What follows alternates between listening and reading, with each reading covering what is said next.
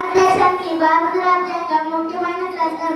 ఇది భారతదేశాన్ని ఎలా పాలించాలి, ప్రజల హక్కులు మరియు బాధ్యతలు ఏమిటి అని స్పష్టంగా తెలియజేస్తుంది.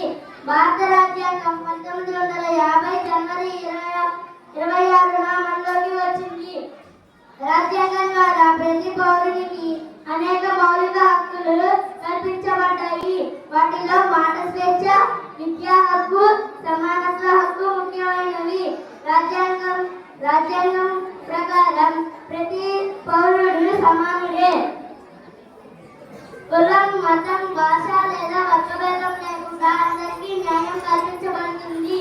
ఈ మహత్తర రాజ్యాంగాన్ని డాక్టర్ బిఆర్ అంబేద్కర్ గారు ఆయన న్యాయకత్వంలో రూపొందించారు. అందుకే ఆయనను భారతదేశ రాజ్యాంగ శిల్పిగా గౌరవిస్తారు.